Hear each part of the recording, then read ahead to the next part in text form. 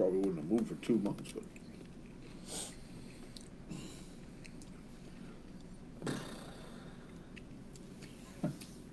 Expedia goes, Think we're how was your live. check-in, Daniel?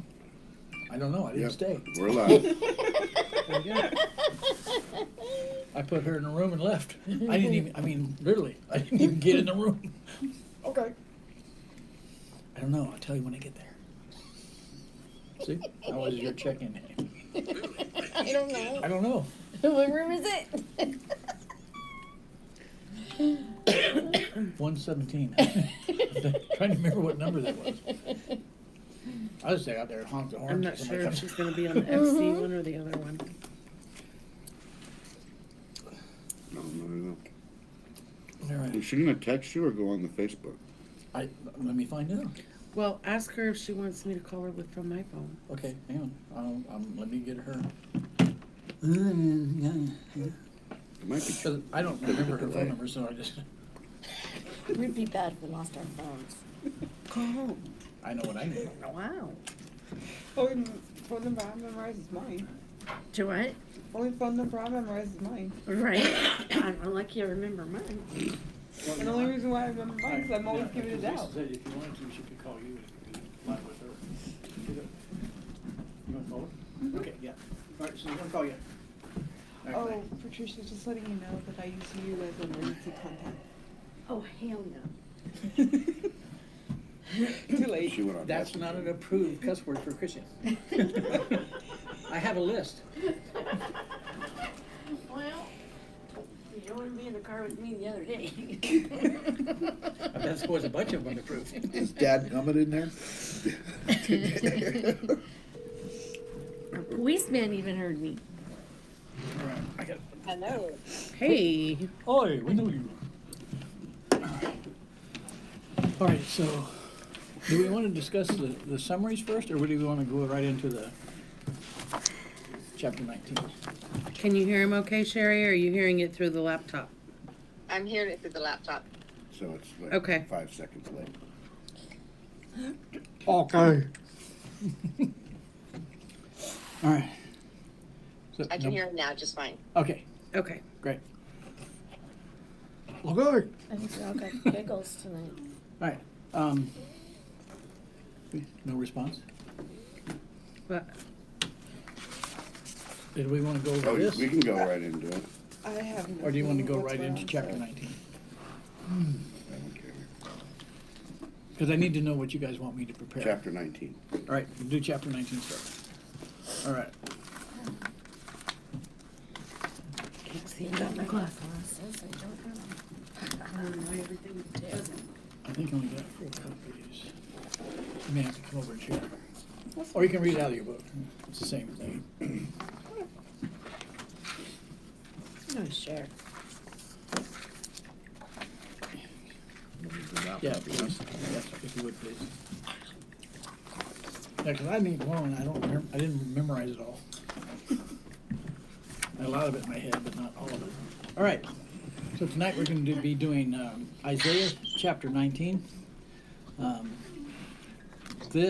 give you a quick summary. Egypt is idolatrous and will not escape the Lord's hand, and there will be civil wars within the land. Now, that's in Isaiah 19, 1 and 2, and we'll talk about that as we get into it. But the demoralized people will resort to the occult for help. And then Egypt will be conquered by Assyria. These guys get around, don't they? The Assyrian armies? All right. So the overview, if you look at this whole chapter, when we go through it, verses 1 through 10, is about what the burden of Egypt is, a message of both judgment and hope for Egypt. So much like he did for the people of Judah and the people of Jerusalem, he tells them their punishment, but also gives them hope or an out if they follow God's laws, right? And then also, Isaiah then pictures the coming Egyptian civil war of the 7th century BC, and it's actually recorded in history.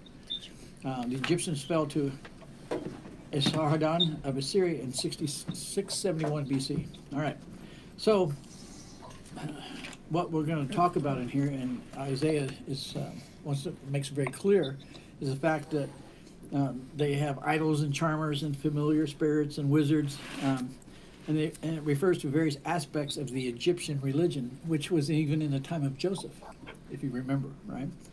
And it was dominated by the occult, basically, right? The cruel lord and the fierce kings are references to the Assyrian overlords who were to dominate Egypt for nearly 20 years. So that was the period of punishment, okay? Geologically, I'm throwing this in, the normal refreshing of the Nile will fail. You know how we talked about the So it fact that doesn't overrun its banks and refresh the soil. soil doesn't bring any new water, it doesn't bring any new nutrients, because all the water comes out of Ethiopia, the mountains in Ethiopia, right? So this will cause economic ruin for the industry along the Nile and the people, right? And this is off the top of my head, but every time that we study something here, God always uses nature to discipline, basically, or uses it to clean up the mess, right? If you think about it, man will kill man, and then he has the caravan, what do they call them, the carnivores and the birds and the animals to come clean up the mess because it's going to be a mess, right? But he also uses the weather patterns, which he's in control of, to discipline. Right? We've seen it in the desert with Moses. Right? Okay. So anyway, ending in the fact that Egypt will be afraid of Judah.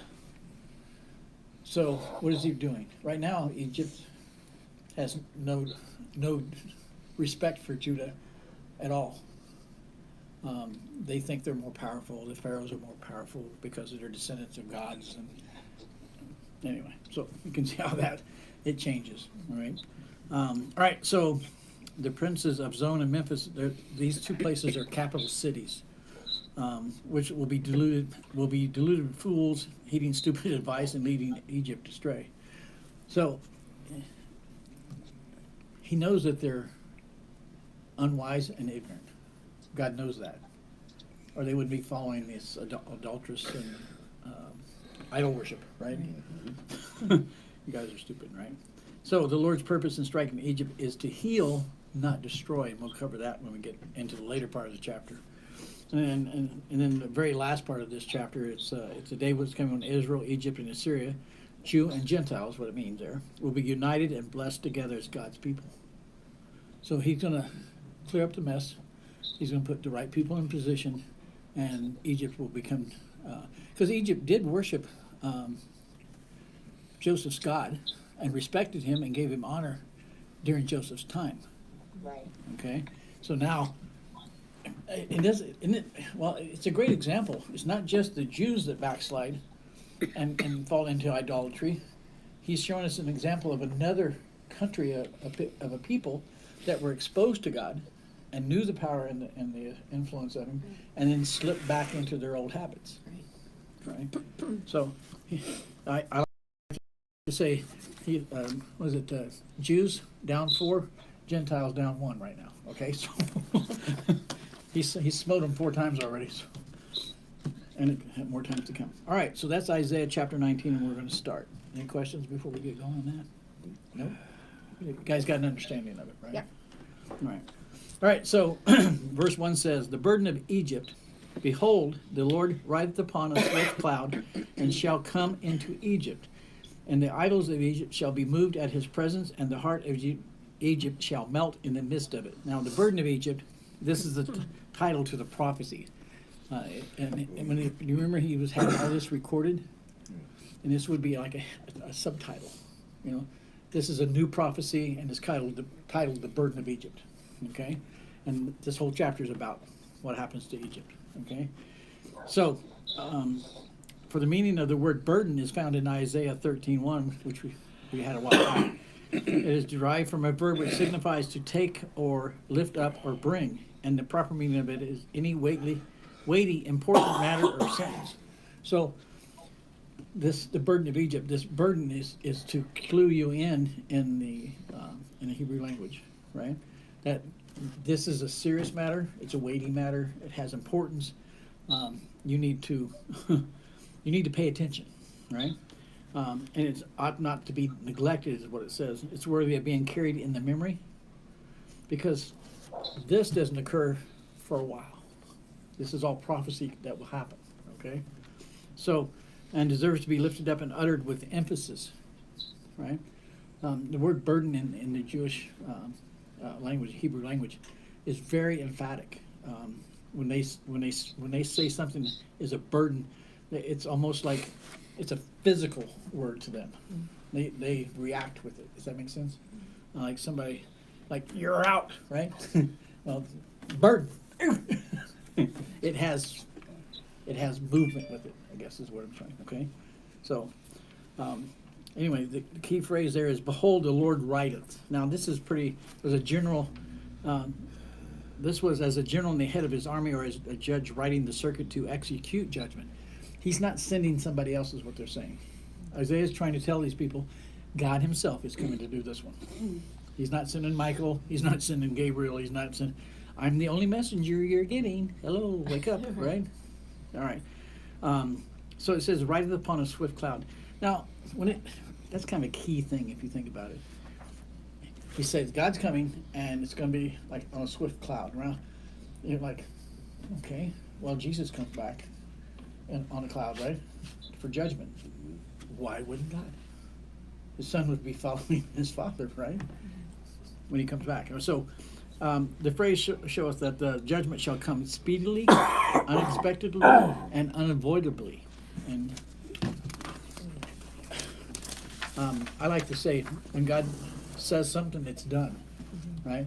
It may not have happened to you yet, but it's already been completed in His time period, not yours yet. Right. Okay, so and the clouds being very unusual in Egypt, excuse me. The appearance of a cloud was a kind of prodigy, and a prognostic of some grievous calamity.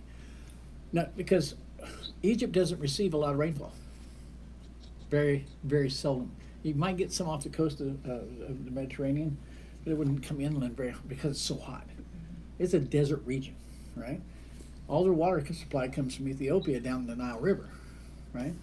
And it comes for, I think it's 2,000 kilometers or more, which is about halfway across the United States. That's how far it travels to get to the Egypt, right? So when it gets there, it is. Have you ever seen the pictures of the Yellow River in China on the news where it was flooding, and it's just going out everywhere? I mean, it's just massive amounts of water. That's what the Nile usually does once a year, and it replenishes everything, and then they have the canals that hold the water, and they get new fertile soil. It's all from the mountains washed off, right? So He's coming to deal with that. So He's saying God's going to come. He's going to do it Himself, and you're not going to be able to get out of this, right? Wow. So it says, "The heart of Egypt shall melt in the midst of it." Now, they shall lose all their ancient strength and courage for which they have been famous formerly. Egypt was known for what? Its mighty armies. After Moses, they had to rebuild, but you know. Right. But the pharaohs, the kings, were very powerful. They ruled a large area. They kept their borders from being invaded, and they did that with great military strength, right? So, if you're Egypt shall melt in the midst of it. They're relying on their reputation and the courage of the men that are in the military, but that's no real strength against God, is it? It's all man-made, or you know. So, and it says there, "And the idols of Egypt shall be moved at His presence." That's what it means, or trembled before Him, and they were many, right? I actually have a list of them later here that we'll go over. Well, here it is. Yeah. No, chief of them were Osiris and Isis. You guys remember those two, right? If any of you have ever watched, what's it, Stargate? The lords, the system lords, Osiris, Iris, Apophis. That's all the same ones. They use the Egyptian gods in that show. Okay, so you got Apis, Serapis, Vulcan, right? Babistus, and some were living creatures as cats or dogs. They worshipped oxen, sheep, But every one of these is going to move and tremble in a literal sense, and some were images made with hands, as the Septuagint here rendered the word. So, no matter if it was living or created by man, it's going to tremble in his presence. He's going to shake it up. Yeah. Yeah, it's going to fall off the shelf. Earthquakes. Earthquakes. Thank you. Okay, so to do that, and what do animals we know can sense ground movement way before we can? Dogs, cats. Cats, sheep, cattle. Right, all the animals. All the animals sense it, and they know to get out. That's the trembling. They're going to be moving, and they don't know where to go. When he shows up, it's a sign. He's coming, right? So anyway, I think Isaiah was trying to give them every clue he could, and the fact that he knew everything that was going to happen, and who it affected. It would be kind of, if it's to prophecy, if somebody come and told you that you were going to have 14 grandkids, and 2 of them would be, one would be president, one would be vice president in 50 years, would you believe them? Maybe. Sure. Maybe. Yeah, right. We'd like I don't limit my kids. Right, right. We Keep don't. telling them all things are possible. I Possible. don't limit right? my grandkids either. Right. But you might remember it later Right. if somebody told you that, right? Mm-hmm. But would it change the way what you're doing right now? No. No, because you're still letting your kids choose their career and their path, right? Right, I'm not gonna groom them. for Yeah, something. exactly, right. So that's some of what he's trying to get through to these people. This is going to happen. Might groom them to go to college. Yeah, right. Yeah, right. Okay. So the key phrase here again in the last part of this one, it says, "And the heart of Egypt shall melt in the midst of it." Again, it has another meaning here, and it's like wax before the fire, right? Even the most courageous among them, their soldiers, their army, with their officers and generals, which were the heart of the people and their defense, and who used to fight for them and protect them, but now would be dispirited. If you have an army, a group of people that are just, they have no desire or fortitude, or they lost their passion. You ever heard that one? They lost their passion Like for they say the Russians are in Ukraine right now? Yeah. Yeah. Like the 12 new battalions that have arrived. You know? Yeah. So, this is because to take down a military, you have to de-spirit the people, right? If your people are depending on your military, and they become afraid or unsure, they don't take action because they need leaders. Well, God said earlier that the leaders, in that summary, that they were fools, right? Would lead them astray. Mm-hmm. Okay, so he's trying to get these people to wake up, right? All right, so we go to verse 2, and it says, "And I will set the Egyptians against the Egyptians." Uh-oh. Brother against brother. Right? "And they shall fight every one against his brother, and every one against his neighbor, city against city, and kingdom against kingdom." Now, Right. what I will tell you is the fact, I didn't put it in here, at this time period, there's 12 kingdoms. After the last Pharaoh had passed away, the military armies divided the land It's up the into 12 princes. tribes. 12 tribes, exactly. Symbolic. That's what I'm trying to get to. It's very symbolic about this, like the 12 tribes. Okay. All right. It says, and I almost said, or he's going to mingle or confound them together. If you can get one Egyptian fighting the other Egyptian, how easy is it to take over the country? Easy. Yeah. Right. That's what they've got going on right now. Yeah, they're trying to separate and divide and That's what China's doing. Divide and conquer. divide and conquer, right? They're Twitter bots. Yeah. So, in which confusion they should fall upon and destroy one another as the Midianites did. Do you remember the Midianites? Mm-hmm. Midnight. Yeah.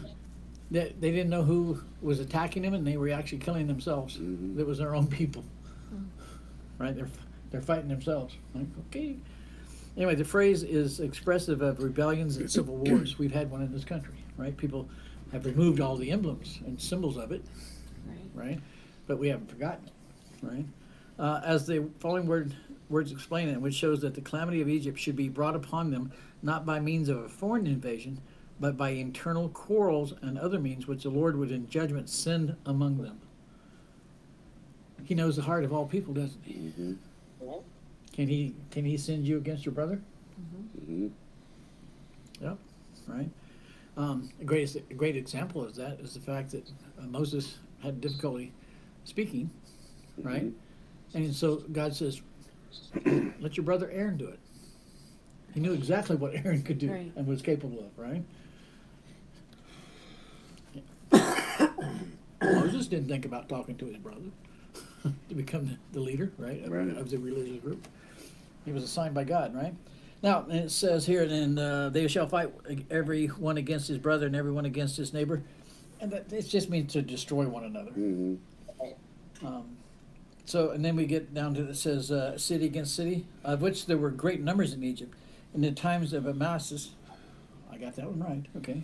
It is said that there were 20,000 individual cities in the country of Egypt. Sounds right. It's about right. It's It's most big. of it's along the river, and because the Nile stretches over 1,000. Because that's where they started building the communities for the water, Right, for their right. farms. Farming Farming communities, right. in the So area. now they're gonna, if water gets low, there's gonna be some fighting going on. Right. Water Like rights. Water rights, the survival. cattle and the sheep. Excuse me? What was that, Sherry? I said like the cattle and the sheep, right? Yes. The cattle herders and the sheep herders. Yes. Yep. Yes, like it was when Moses, and in the time of when Pharaoh and Moses, or Joseph, excuse me, Joseph. he Remember they says, gave him that land. give me and that land, right? So you can take care of my cattle, and you can, And because he knew the famine was going to come. yeah, Yep. yeah, same thing, right?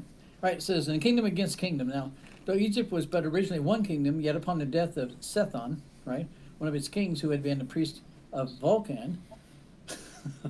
Does this sound familiar, David? Right? Well, they get these names from somewhere. There being no successor, he had no offspring. 12 of the nobility started up and set themselves as kings and divided the kingdom into 12 parts and reigned in confederacy That's for why a he space had of 15 years. Offspring, I was wondering. Yes. Right? You got it? It's So like he's nation probably- against nation, right? So he was probably sterile. Mm-hmm. Well, it was chaos because there was no heir to the throne. So the military took over. Yep. And the nobles their military is divided up amongst cities.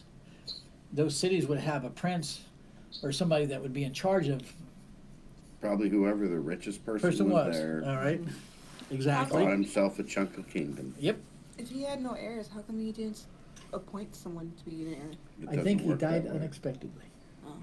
I don't think it works that way with heirs. You just can't say. Oh, hey, no, you can't. Hey, I don't have any sons, Chet. I can't make kids, but I'm going to go ahead and make you.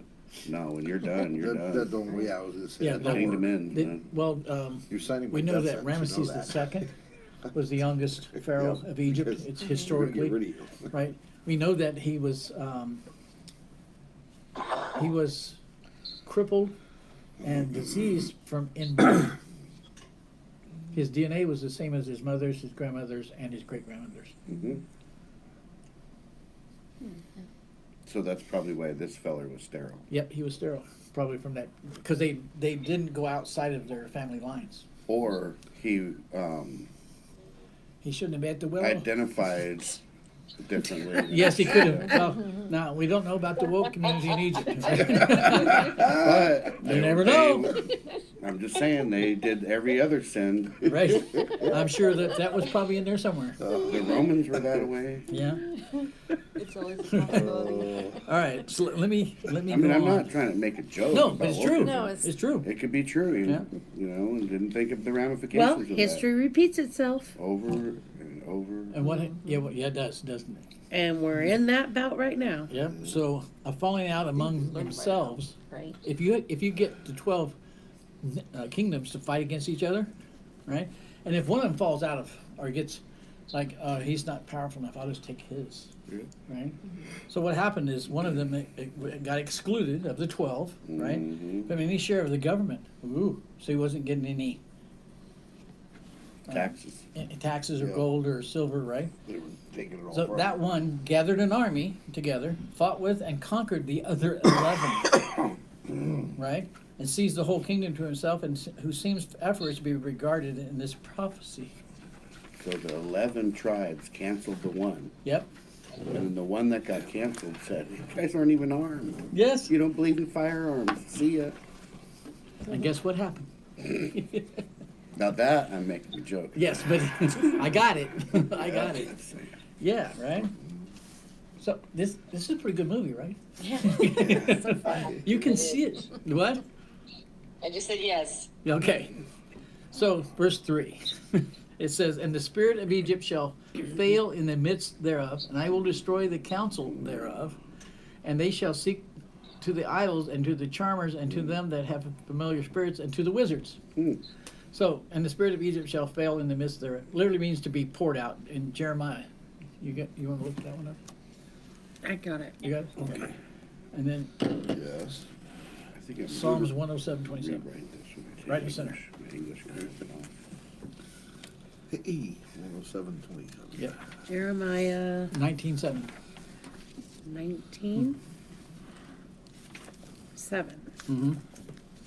"And I will make void the counsel of Judah and Jerusalem in this place, and I will cause them to fall by the sword before their enemies, and by the hands of them that seek their lives. And their carcasses will I give to be meat for the fowls of the heaven, and for the beasts of the earth." Yep. That's what Egypt shall fail, fail. Mm-hmm. That's what's going to happen, right? Anyway, the spirit, the word spirit here is here used as intellectual power, as the heart denotes courage. This spirit of, well, it's like we said about the army. Even the kings become dispirited because they have no guidance, right? When you're being attacked, right? And they all got attacked.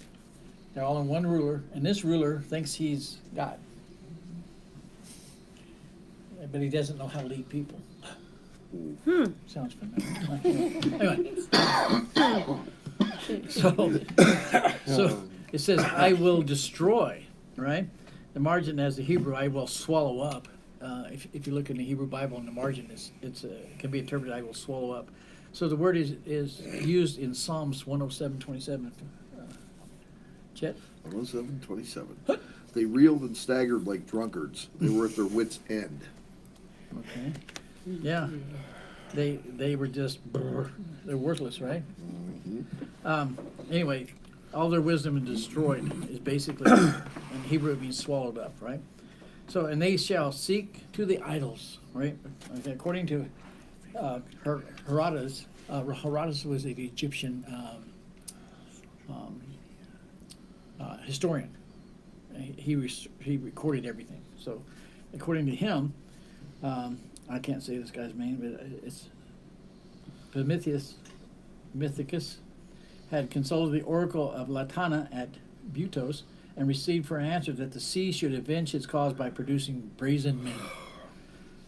Some time after, a body of Ions and Carians were compelled by stress of the weather to touch at Egypt and landed there. They were clad in brass armor. So,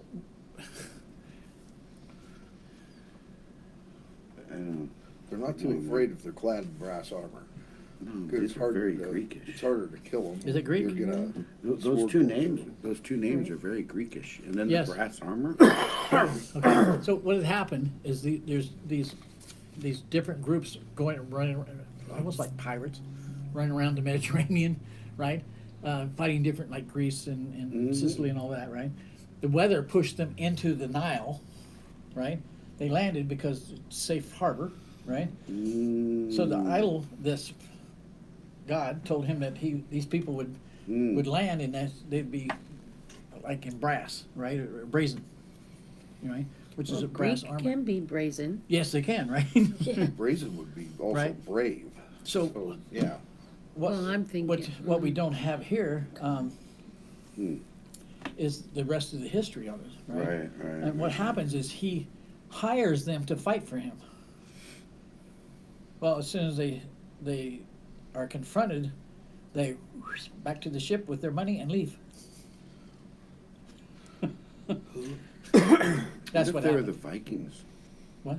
What if they were the Vikings? Um, They were around They all were over the world. world at the time, and they think that part of this group, the Carians, were of Viking descent, or The probably the Viking- early Vikings. Did Vikings have brass? Oh, they had Oh, yes. whatever. Oh, yeah. Yeah, They yes. were so advanced Yeah, over everybody Yeah. else. dude. yeah, they had swords way before anybody else. They did. they had carbon steel. Carbon steel and all kinds of things. They still have trouble reproducing it.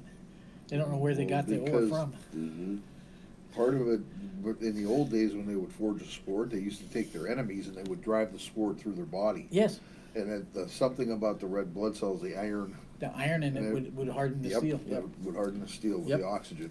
Yeah, I've seen swords dipped in cow's blood to cure it. To quench it. To quench it, yeah. All right, so let's go on. And it says, to the charmers, right? This word occurs nowhere else, and I'm not going to try it. To me, it says idiom. If you see the little part over there, it says ITIYM. Idiom, right? The charmers. I think later on in our thinking English language, it went to idiots. But anyway, the word occurs nowhere else. The root, atat, in Arabic means to mutter and to make a gentle noise. And this word probably denotes conjurers or diviners, charmers. You know, they do that humming chant. That's what they're talking about here, right? Right. Anyway, so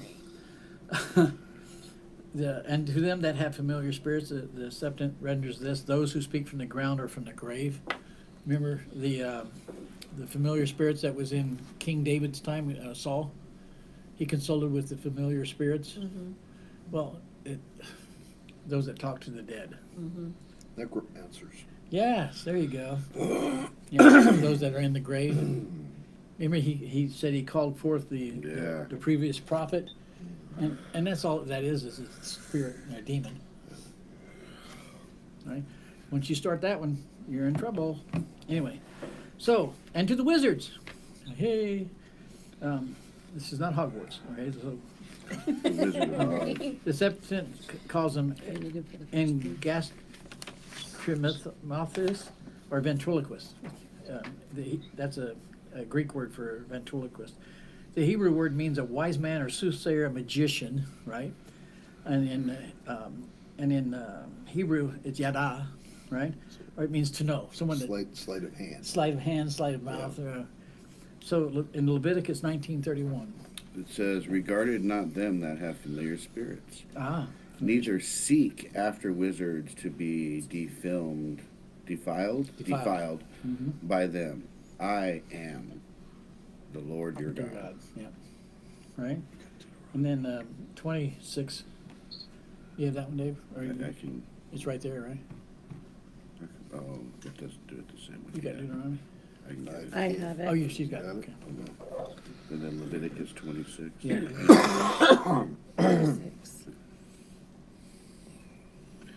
And the soul that turneth after such, and the soul that turneth after such as have familiar spirits, and after wizards to go a whoring after them, I will even set my face against that soul, and I will cut him off from among his people. Kind of a prophecy, huh? Yeah, if God's got his face against you, ain't nobody gonna help you. You're done, right? So, and then Deuteronomy 18:11. Or a charmer, or a consulter with familiar spirits, or a wizard, or a necromancer. Necromancer, right? One that speaks, talks to To the dead. Yep. The Bible's very explicit about do not call these guys. Yeah. Do not bring them in. Don't believe in them, because I'm going to set my face against you. Not a good day. All right. And he does it like 3, 4, 5, 6, 7, 8 times, like in the Bible, across chapters. Couldn't have been Like, Vikings. don't be stupid. Right. You know? And that's why I don't believe in ghosts. Right? There you go. There it is. So, anyway, this fake science abounded in Egypt, and in most of the Oriental countries, it still exists. just so you know. They have all kinds of Yeah. different religious beliefs, and some of it's magic, some of it's they do the powders and it burns, and they read the colors on. I don't know what to read. Anyway, so it's still very prominent in those countries. All right.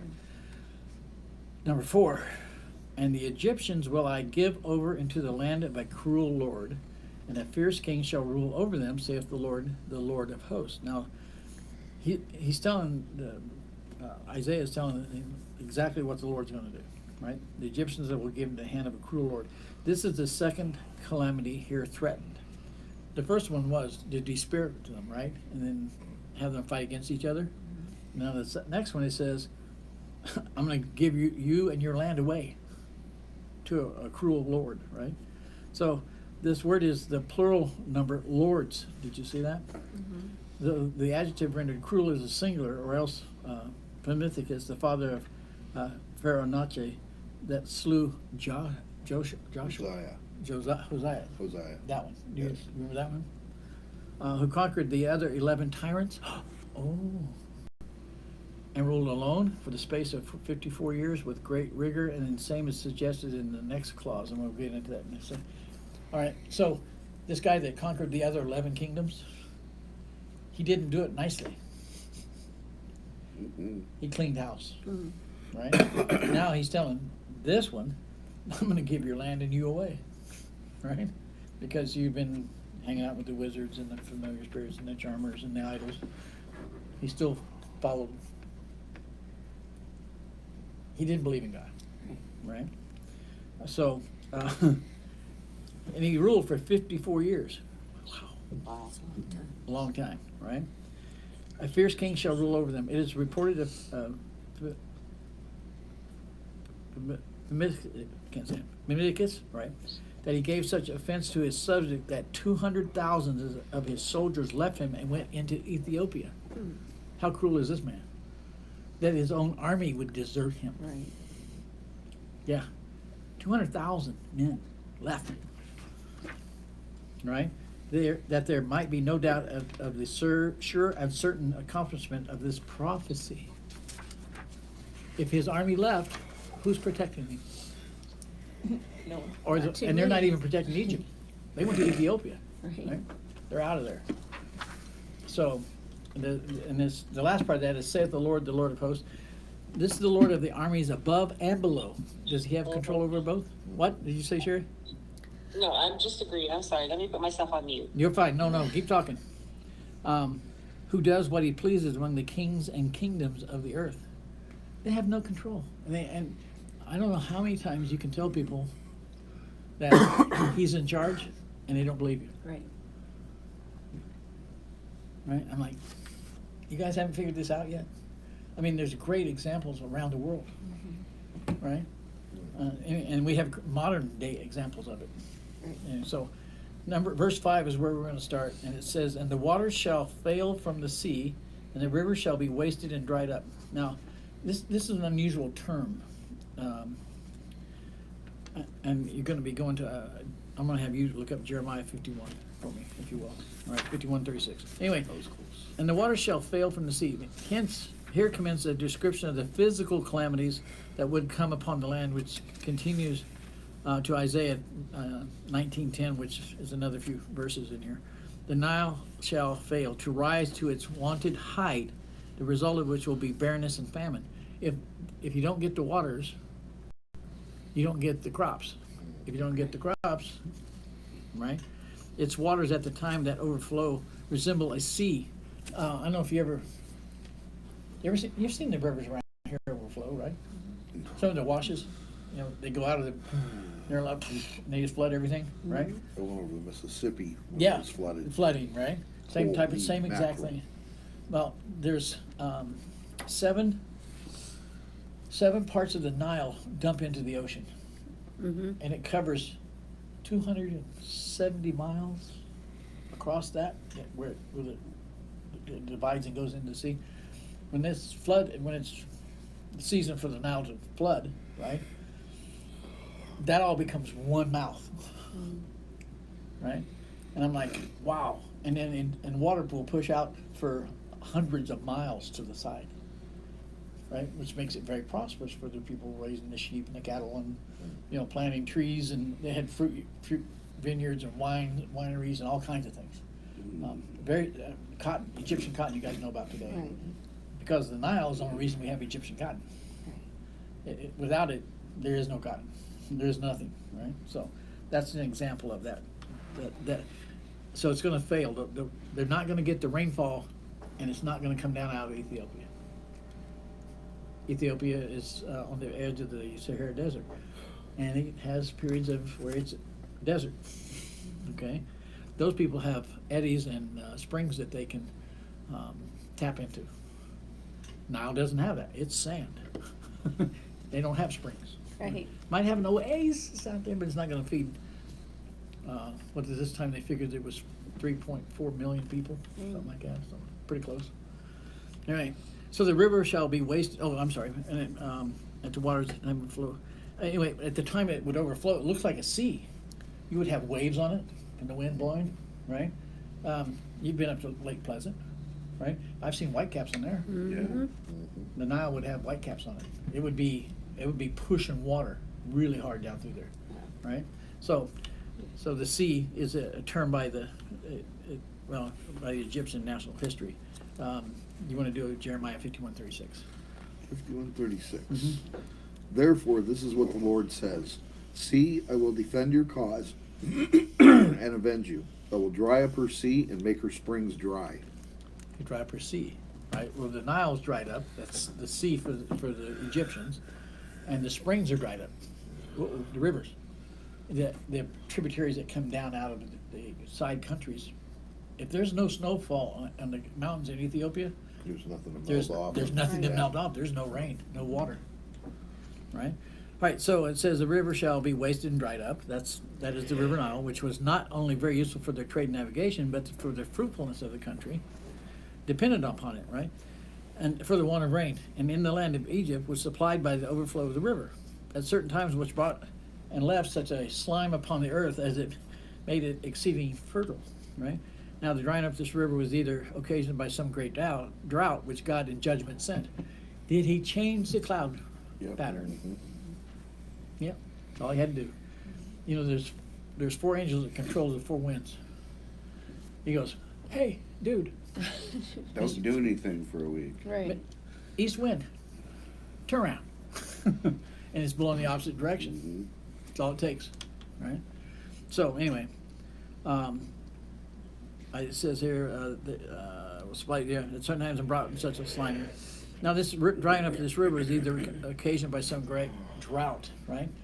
Well, we know that for a fact that there's periods of famine in the land of Egypt because Joseph was there for that, right? So why weren't they prepared for this? What had happened, do you know? Well, Joseph has been gone for a while. right. They didn't plan ahead. They didn't. Nobody's been leading Le- them. Thank you. No leader. No spiritual leader. No spiritual leader. No leader. No church. They relied too much on Joseph. They did. He was the Well, most, second most powerful. Well, Yes. Yeah. Go ahead. And not only that, but it won't happen to me. Yeah. That's the Right, attitude, isn't it? attitude, Yeah. They were just not thinking about it. I'm in charge. It can't happen to He me. won't do that again. Right. Right. I think the only promise God made that he won't do again was flood the whole earth. That's the only thing he's That's the only promised. thing he's promised, He didn't say he yeah. wouldn't do it in pieces. Right. This section and then this one and then this one. Right. Right. Probably So. got a pan flute up there. I hit this note, that'll flood. Right? That's pretty much it, right? All right, so we're going to go to verse 6. And it says, and they shall turn the rivers far away, and the brooks of defense shall be emptied and dried up, and the reeds and the flags shall wither. Now, and they shall turn the rivers far away. Now, this is a very bad translation, okay? It took me a while to figure out what they were trying to say. I went back through 9 different theologians, and they all had 9 different interpretations of the Hebrew. And I went, okay, I'm going to break this down. So I took the Hebrew and I went, okay, so what is, if you shall turn something, what does it mean, right? Change. Change, right? And then rivers far away. I'm like, okay, so Sea. that's a geographical description, right? Mm-hmm. So there's water over there, Right. right? And So- as it melts, it comes down. Right? But if And there's no water if or there's- rain or to- snowfall, for it to come into, what happens to the rivers? The low areas still have some water in it, right? yeah. But if it's not flowing, what happens to water if it It's doesn't flow? stagnant. Ah, thank you. So the river shall stagnate, and the consequence of the Nile's failing flooding.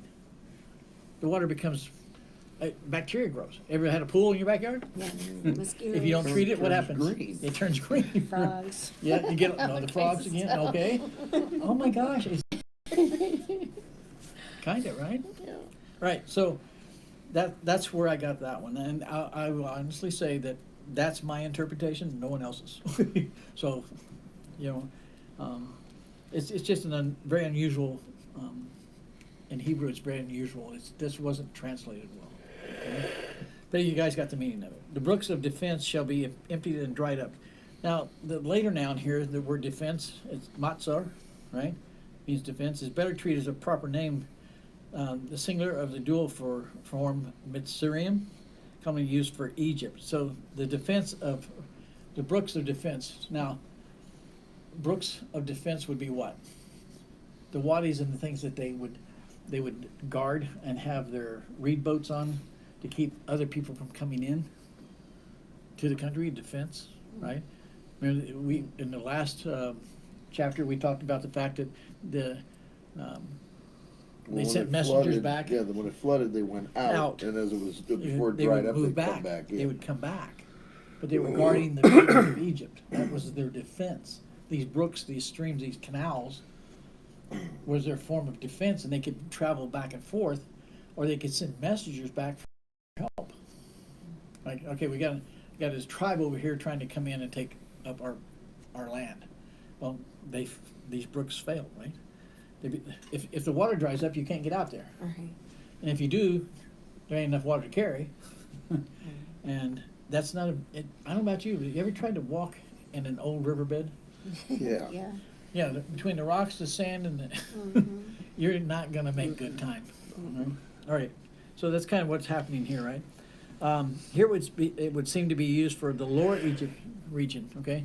Now, the upper region of would be towards Ethiopia. The lower would be the floodplains, right? Mhm. That where they did the crops and the sheep graze and the cattle and all that, right? Because they would spread out and flood. That would be the lower region. The upper region the upper region is where the pyramids are. Does that make sense? Okay, the higher areas and it's farther from the Nile, it's not going to flood out. Okay, so the region of Zone and Memphis is distinct from the upper Egypt or the Theobad. It's called Theobad, right? So he's trying to tell them exactly that no part of this whole country is going to be escape from this. The upper region is going to have their problems. No water coming from the Nile. Right.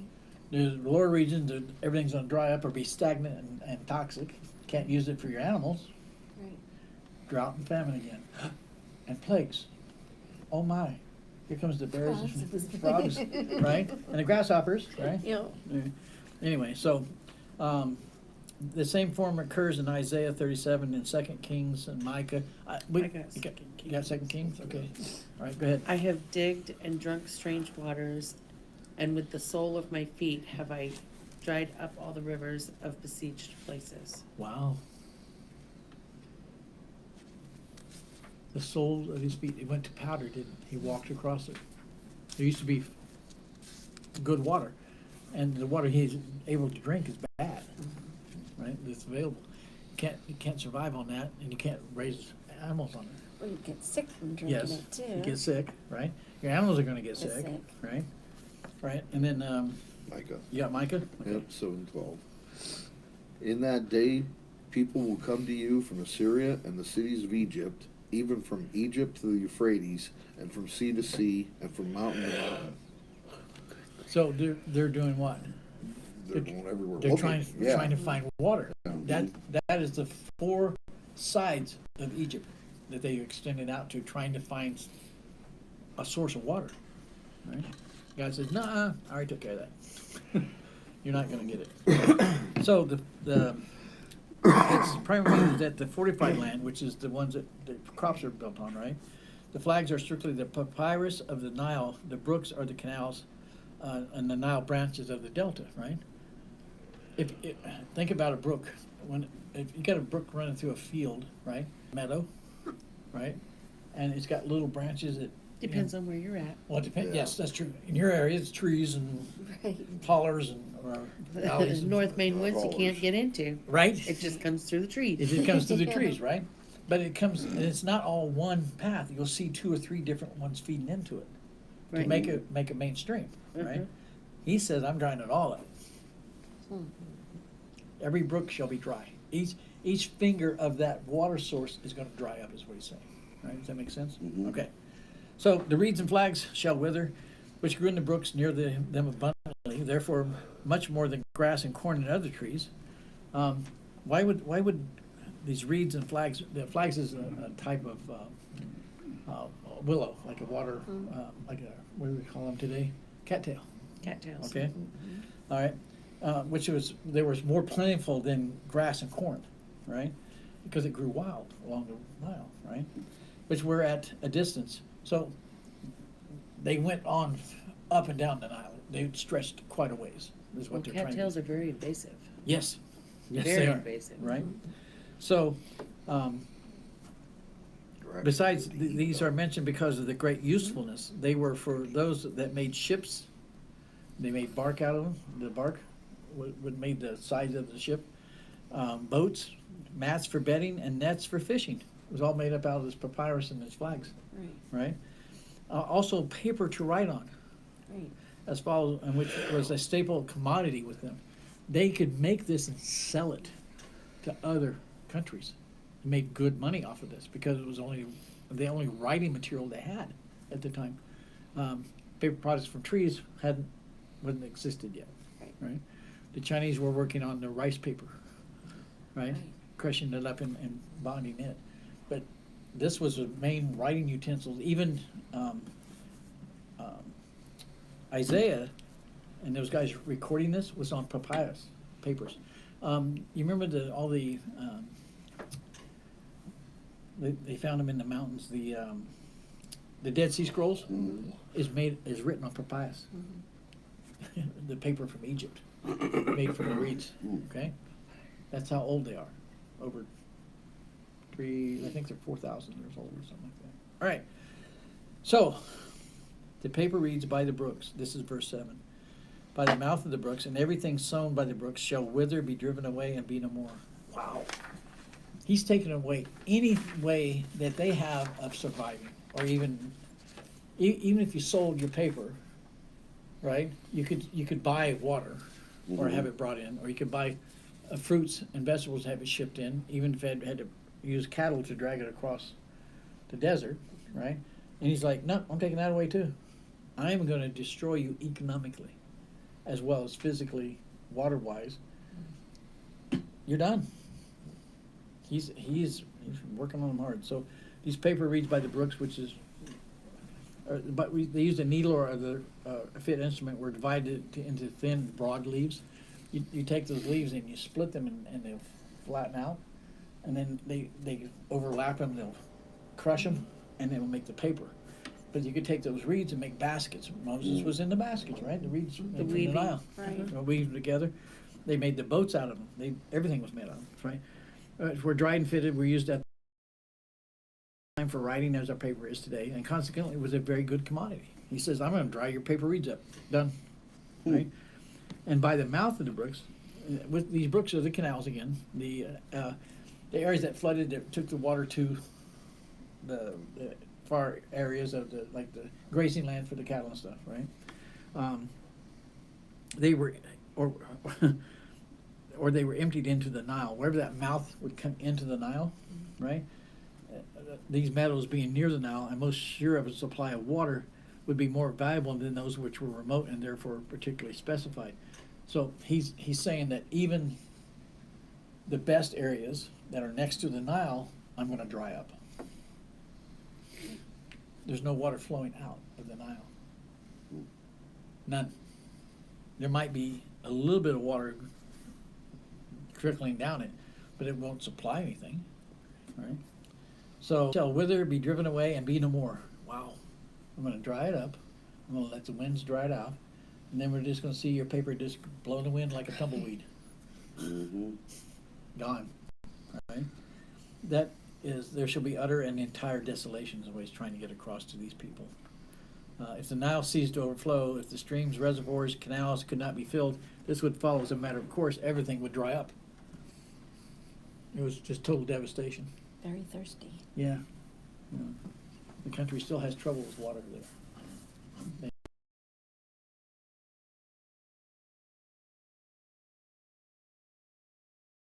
Nine or 10 tonight. I got more.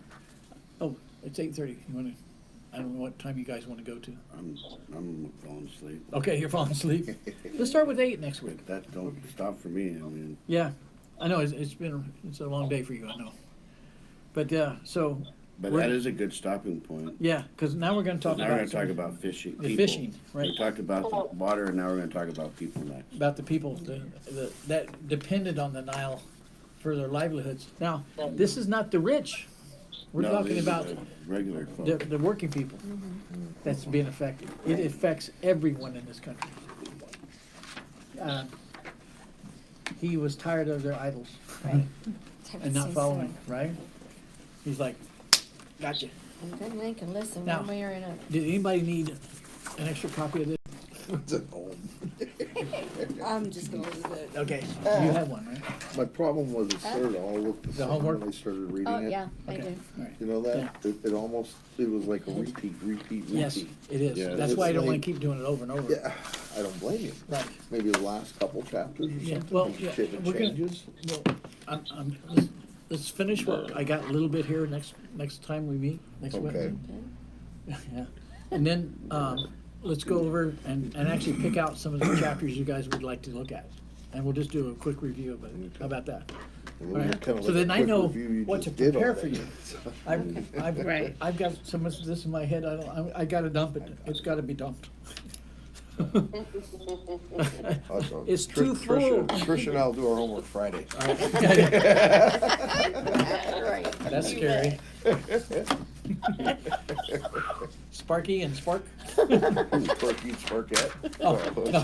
Oh, Brick Hat. Brick Hat. Brickette. Don't start a fire you can't put out, okay? And this is the redhead, remember? Yeah. Flame, problem, right? Okay.